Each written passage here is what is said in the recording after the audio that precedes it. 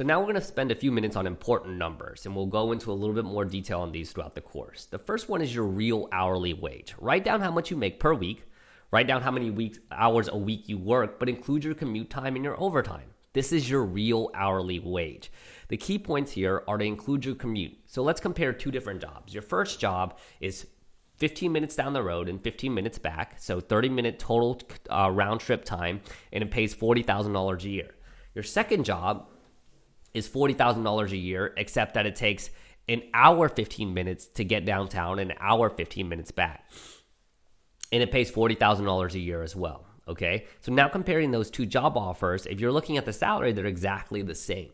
But when you add in the commute time, there's an additional 8 hours for the second scenario. And that's what we want you to consider, or I want you to consider. Consider the fact that commuting costs money as well, adds stress and time away from your family and your friends. So the only reason why I bring this up is so you can consider it. Maybe the job offer in downtown offers future growth opportunities, and that's why you want to take it. No problem. Just understand that your commute is part of your real hourly wage, and that's really important to understand as you're reviewing job offers.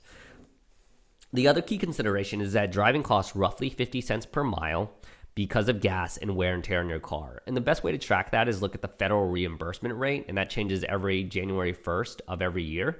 And so that's something to consider, is how many miles are you driving to and from work? And if you're getting another job offer, how many miles are you going to have to drive? Or can you take the bus and save some money, etc.? So consider that in when your cost of going to a job. So now let's talk about net worth. What is net worth? Write down your estimate.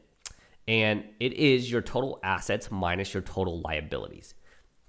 So examples of assets include the market value of your home, the market value of your vehicles, the market value of your investments, amount in your checking and savings accounts, and notable items like artwork, etc.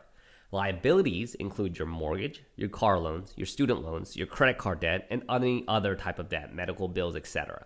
So you take your assets, you subtract out your liabilities, and that's what your net worth is. And it's okay if your net worth is negative. It's very possible that your net worth is negative 50, negative 75, or negative $100,000. Our goal is to get your net worth up and get it positive and then increase your net worth.